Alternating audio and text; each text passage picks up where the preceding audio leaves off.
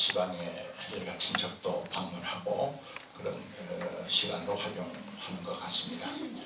오늘 이 자리에 저 앞에 예배로 나온 우리들 주께서 두세 사람이 모인 것에도 함께 하신다 하셨으니까 예배 순서 한 순서를 진심과 정성으로 하나님께 드립시다.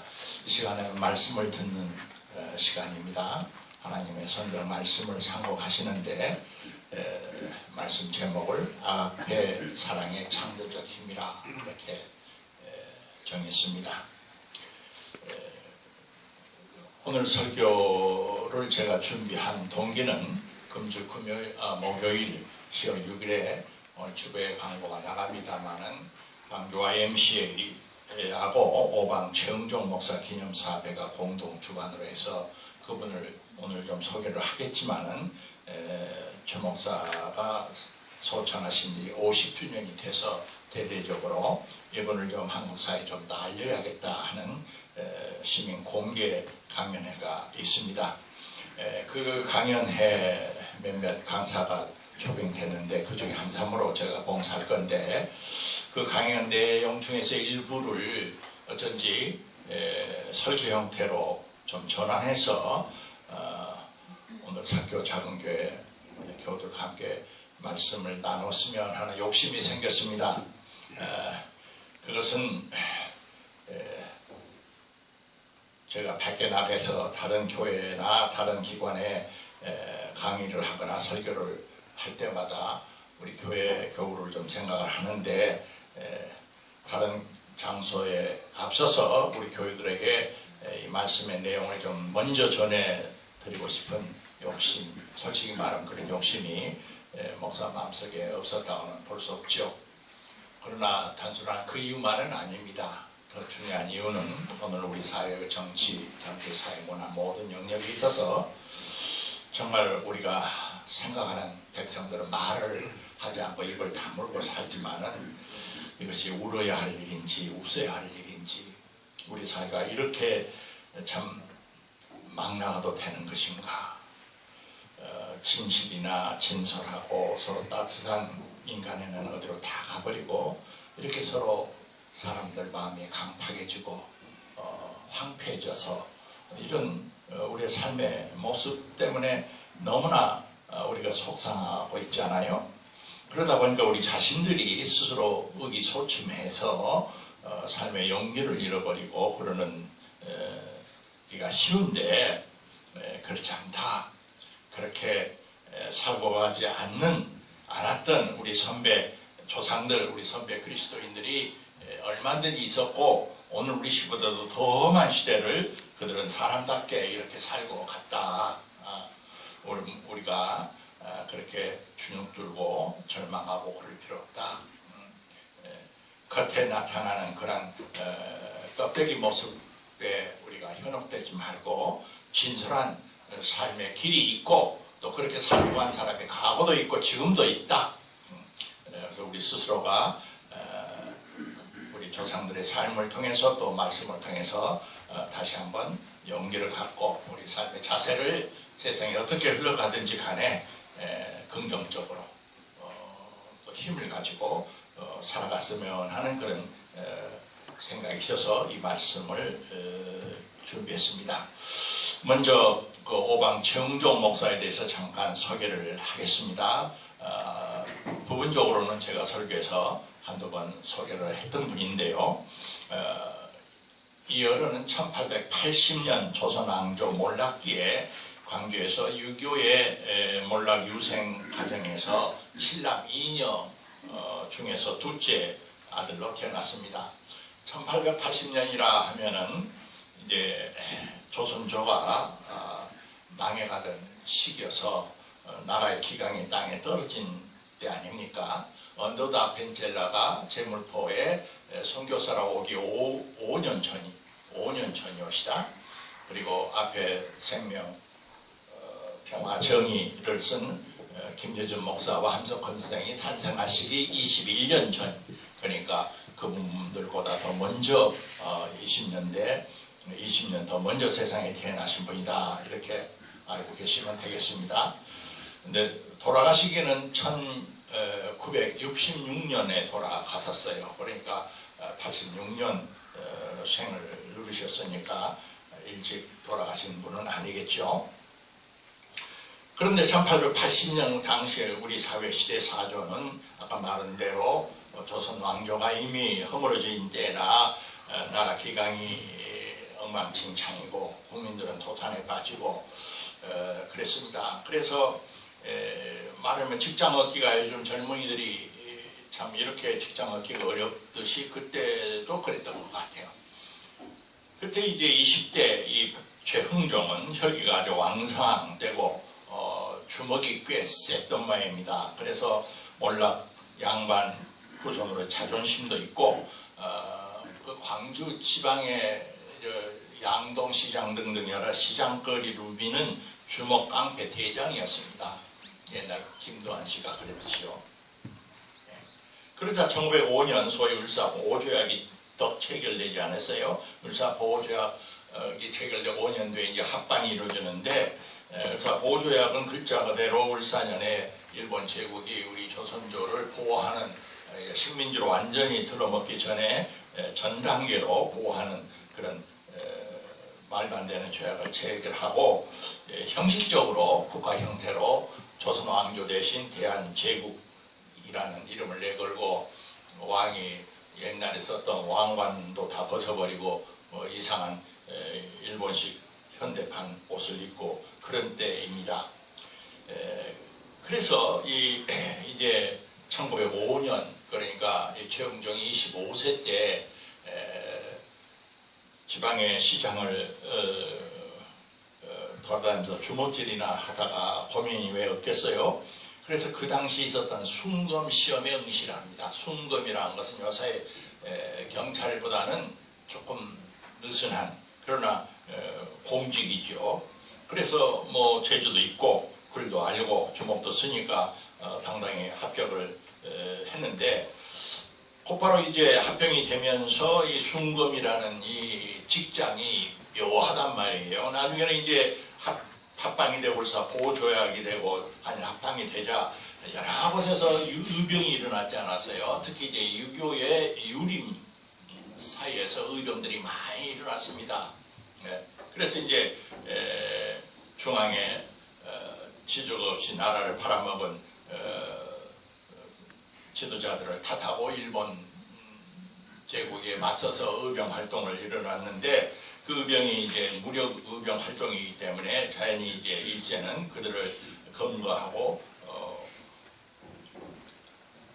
체포하는데 바로 이 조선조 말에 특채로 보던 순검들을 의병들을 체포하는 일에 앞장서서 이제 사용하게 됐단 말입니다. 그래서 최흥종은 그 사회 속에서 순검의 신분이 점점 독립운동은 못할 만정 독립운동을 하는 의병들을 검거하는 하수인 노릇을 하라는 이 모선 앞에 고민하다가 결국 순검직을 사표를 내버립니다. 바로 그 무렵에 1890년에서 1900년 그리고 1910년 이 여간에 전라남도 지역에는 특히 외국 선교사의 여러 선교부 중에서 각 지역마다 조금 선교부가 역할 분담을 했는데 그쪽은 미국의 소위 말하면 남장로교 선교사들이 주요 활동을 했습니다. 그래서 목포, 광주, 나주, 순천, 여수 이런 쪽에 초창기에 대충 그 선교사들이 요즘 우리가 생각하듯이 뭐 40, 50 나이 느긋한 중년들이 오는 것이 아니라 아주 젊은 20대 참 중반을 넘지 아니하는 선교사들이 참 어려운 한국 당시에는 교통도 없고 뭐 버스, 기차도 없고 타고 다니는 것은 걸어가는 거 아니면은 쪼랑말 타고 하거나 돛담배 타고 강물줄을 타서 목포에서 나주로 이렇게 강물줄을 타고 와서 광주로 이렇게 오는 그런 루트밖에 없는 그 시대에 특히 의료 선교사들이 많이 왔어요. 그쪽 지역에요. 의료 선교사들. 그러니까 목사 안수는 안 받았지만 의과대학을 졸업하고 그리고 또 훌륭한 초기 선교사들이 많이 이제 와서 활동을 하던 그 초연 무렵이옵시다. 저도 광주에서 자라는데 저는 시내에 치우친 광주 남동에서 자라는데 거기서 뭐 지금 생각하면 걸어서 20분도 안 되는 거리에 양림동에 선교사촌이 있어요. 조금 뭐 좀 하신데 이쯤 이렇게 높은 곳에 선교사 공지를 거기서 한 1, 2만 평 사서 선교사들이 집을 짓고 이렇게 살았던 기억이 납니다.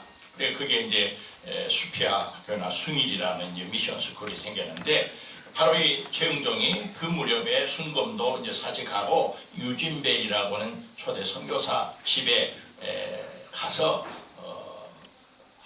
한글 어학 선생도 할 겸 유진벨 선교사 사택에서 모이는 크리스마스 축하 예배에 처음으로 참석을 하게 돼요. 그래서 이제 기독교에 이제 접하게 되면서 그의 마음이 어디 둘 데가 없던 이 마지막 생애에 기독교에 이제 마음이 쏠리게 되죠.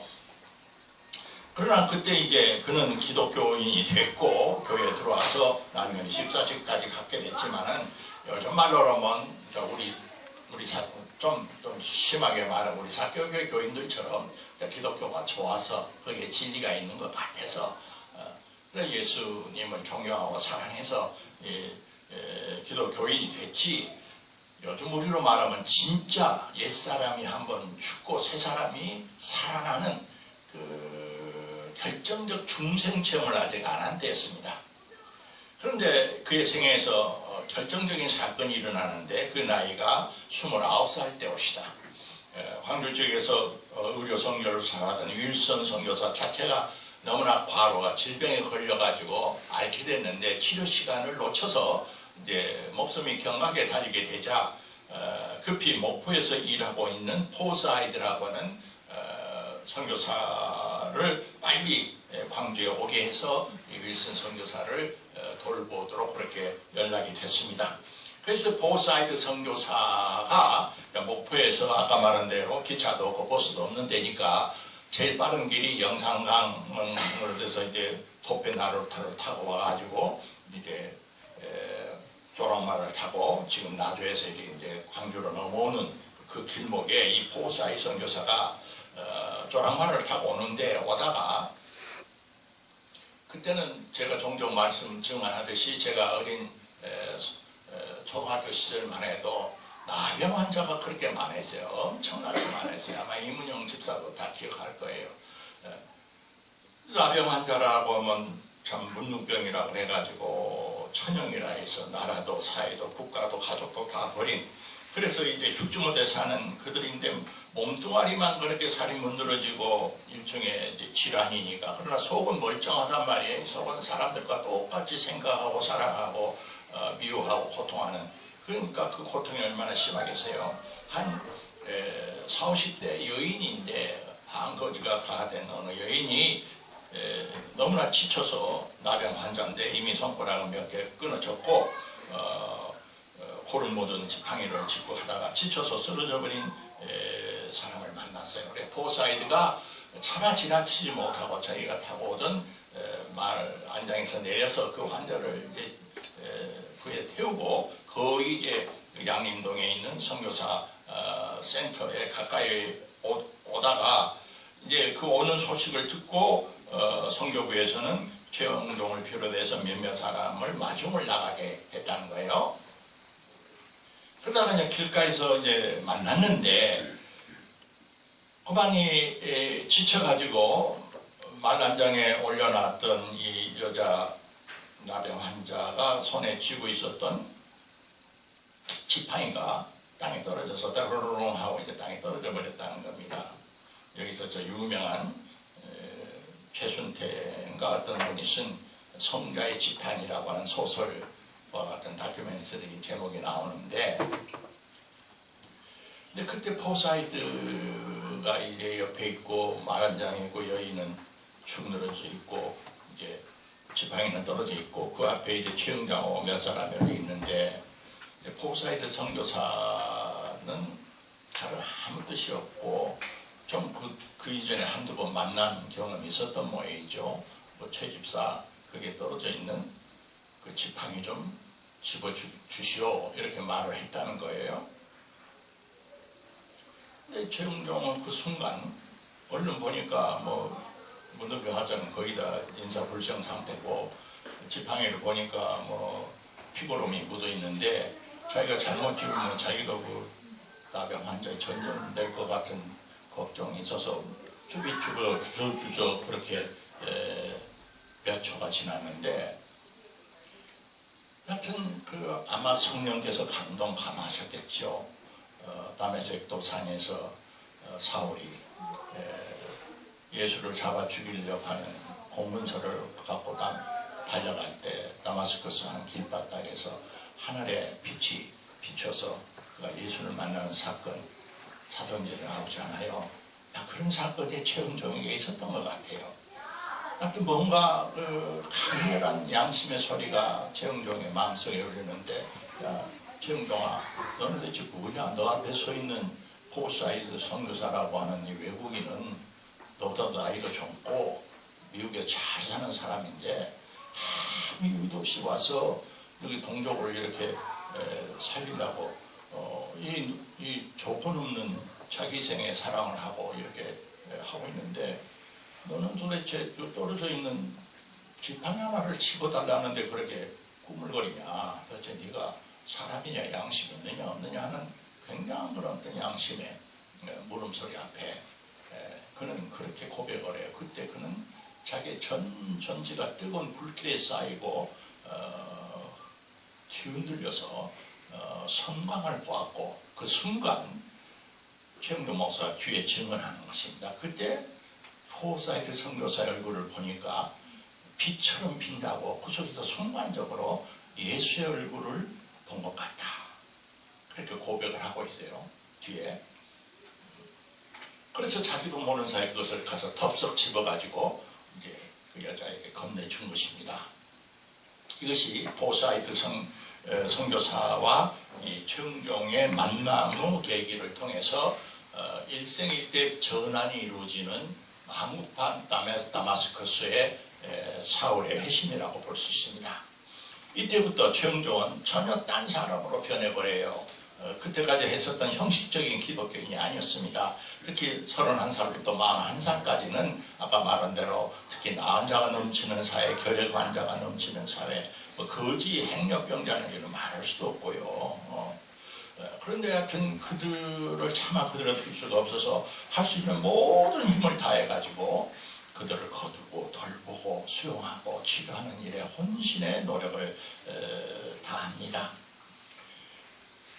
그는 그 기간 동안에 그가 41살에 평양신학교에서 이제 졸업을 하고 이제 목사가 되는데요. 그 목사가 되기 전까지 31살부터 41살 10년 사이에 일어났던 중요한 두 가지 사건이 있었어요. 그 하나는 그가 몰락 유생의 집안이었지만 그 당시에 땅값이 얼마 안 나갔지만 광주 외곽의 봉선이라는 곳에 조상들이 사둔 땅이 좀 있었던 것 같은데, 그것이 최영종 이름으로 이제 유산을 물려준 1000여평의 땅이 있었습니다. 그것을 나환자를 보호하는 시설을 세우는 부지로 선뜻 내놔버려요.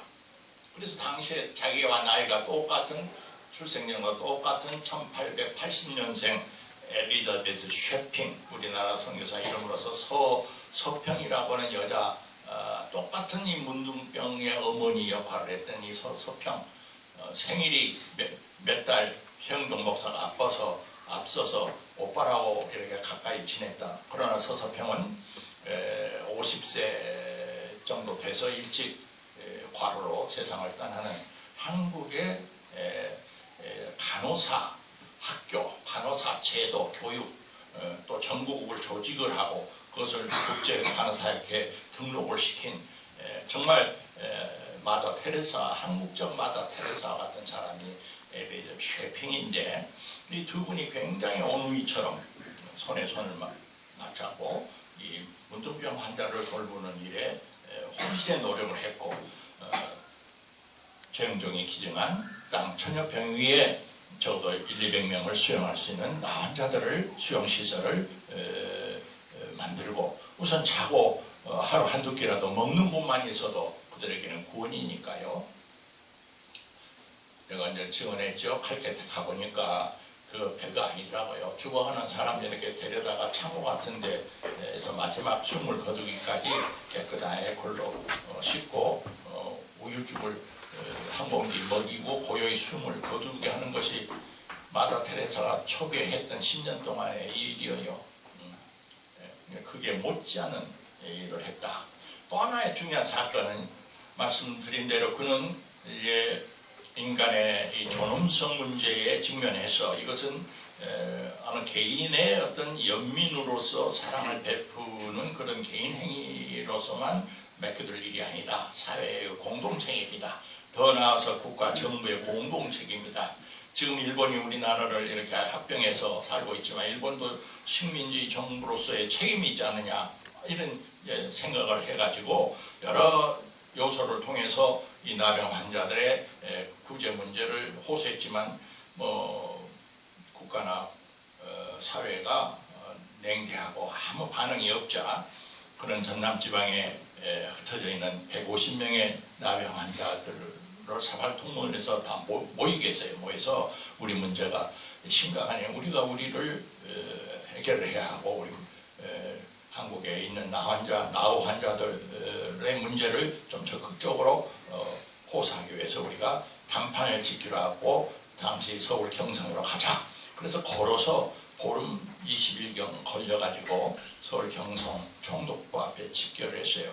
그 소식을 듣고 전국에서 모여들고 합류했던 이제 길가에서 그 소식이 바라보는 소식이 삼천리가 한다고 모여서 경성 총독부 앞에 모일 때는 약 400명의 이상의 문둥이들이 이제 집결이 됐다고 합니다.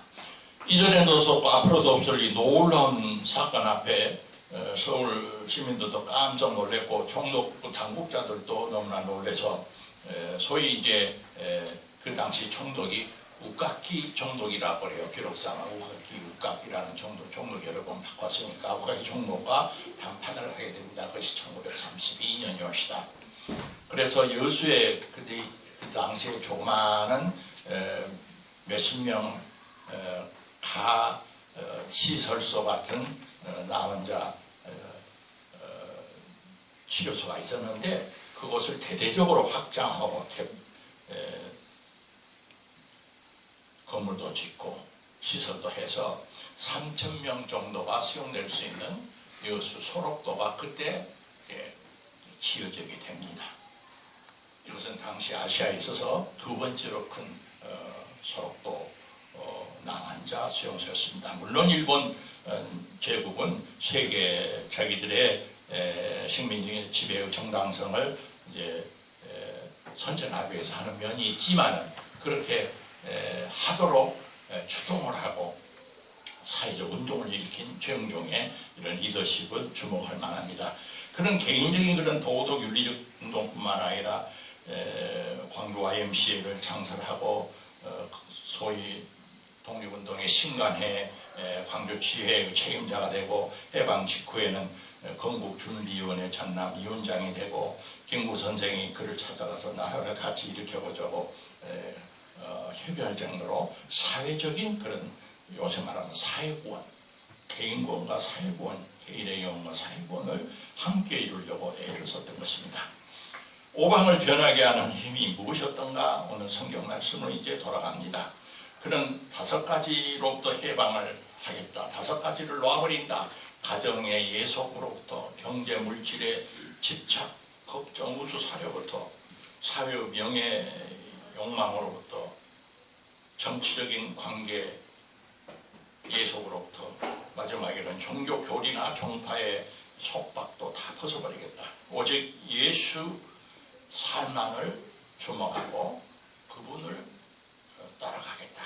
이것이 그의 오방이라는 호로 바꾼 동기거든요. 사랑이라고 하는 이제 이 단어 우리말로 사랑이라 이렇게 번역되는 이 단어가 그리스 헬라 사람들은 참 천재적인 문예인이었기 때문에 사랑이라는 단어가 여러 개 있어요. 리비도, 필리아, 에로스, 아가페가 다 똑같이 사랑이란 말이에요. 그 당시에 다 그렇게 쓰고 있었어요. 리비도적 사랑은 남녀 간의 성이 달라서 서로 사랑하고 끌리는 그 다음에 성에 있죠. 성에. 필리아는 비슷한, 급수가 비슷한 처지 사람들이 서로 사랑하는 거예요. 제일 좋은 것이 우정, 동창들의 무슨 우정 이런 건 필리아시다. 에로스로서의 사랑은 뭐냐면은 보다 더 높은 어떤 가치를 추구하고 그것을 획득함으로써 자기의 부족한 것을 채우려고 하는 그런 사랑이에요. 제일 좋은 예가 예술가들의 예술 사랑, 음악 사랑, 미술 사랑, 연극 사랑 그런 것도 다 에로스적 사랑입니다.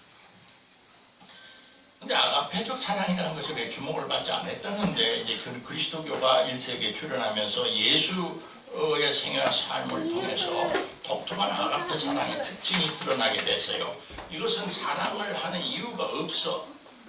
사랑할 만한 어떤 대상이 있어가지고 그 대상을 사랑으로서 자기에게 이익이 온달지 자기가 교양이 높아진달지 그런 것이 없단 말이에요. 우리 어떻게 보면 손해 볼는지도 모르죠. 조건이 없는 사랑이에요. 사랑의 대상의 가치 여부를 묻지를 않아. 도리어 가치가 없는 하찮은 사람이나 짐승을 사랑함으로써 그것들이 사랑을 받을 수 있는 자격이 있는 것으로 더 나아가서 그들 스스로 사랑할 수 있는 능력으로 바꿔내는 그런 창조적인 힘을 가진 사랑. 소위 위에서부터 아래로 내려주는 사랑, 헌신적인 사랑. 그렇기 때문에 거기에는 언제나 용서와 수용과 그리고 고난도 기쁘게 감내하는 사랑. 그런 사랑을 예수 안에서 이제 배우고 느낀 초대교회는 성경 속에 모든 이 사랑, 하나님의 사랑, 예수 사랑을 말할 때는 아가페라는 사랑을 써요. 아가페라는 독특한 단어를 써요. 저는 신약 성서에 나타난 이 아가페적인 사랑에 부딪혀서 창조적인 힘에 부딪혀서 그 생애가 변화된 그 4가지 케이스를 간단히 들고 싶어요. 첫째, 오합을 깨뜨린 여인. 그럼 잘 아십니다. 나는 그 오합을 깨뜨린 여인이 누군지는 성경의 마태막에 누가 요한 기자가 각각 달라 있었으니까 누군지는 몰라요. 그 전사가 누군지 전력이. 근데 아마 우리가 짐작을 하면은 몸 팔다가 들켜가지고 광장에 나와가지고 돌로 돌파매를 질러 죽을 뻔하다가 예수의 그 무조건 없는 사랑으로 목숨을 거친 그 여인과 같은 여인이었다고 해도 과언이 아니지 않을까 하는 나는 상상을 해요. 성경에 증거가 없으니까 그렇게 단언적으로 못하지만 왜 그러냐?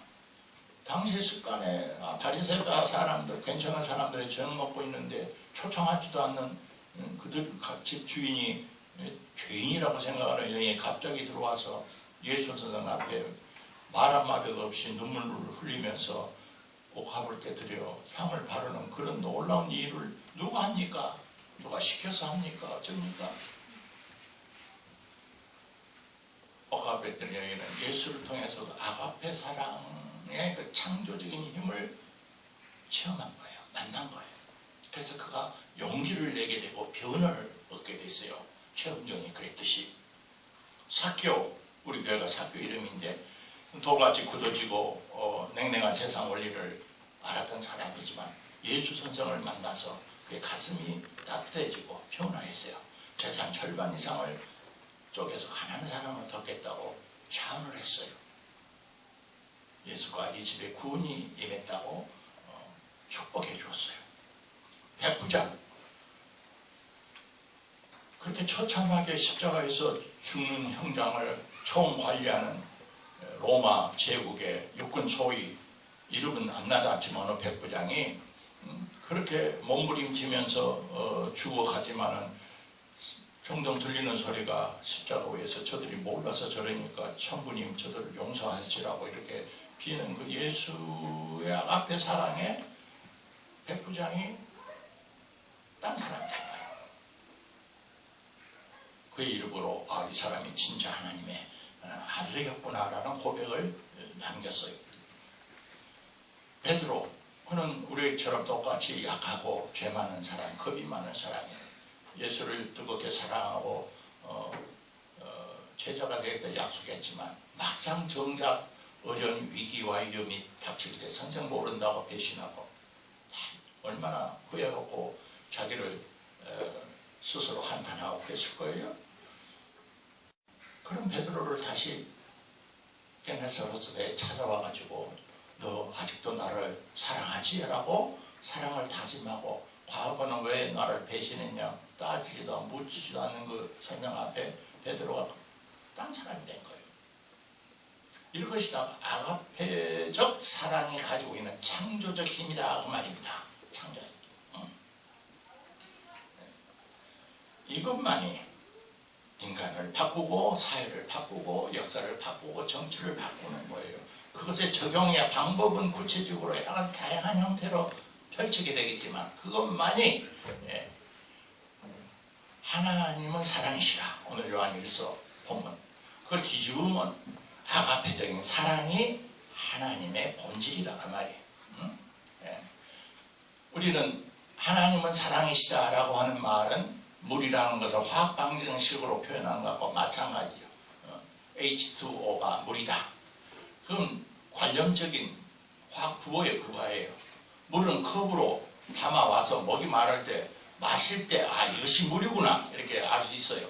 하나님은 사랑이시다라고 하는 것은 하나님은 H2O다 이런 말하고 마찬가지예요. 그러나 사랑이 곧 하나님이시다. 사랑이 곧 하나님의 실제이시고 현존 방식이고 능력이고 힘이고 전자기장처럼 우리를 관통하고 있는 그 무엇이다. 그 안에 있어야 하나님을 안다. 하나님은 사랑이시라. 성경은 그렇게 말하잖아요. 우리가 뭐라고 교회에 나옵니까?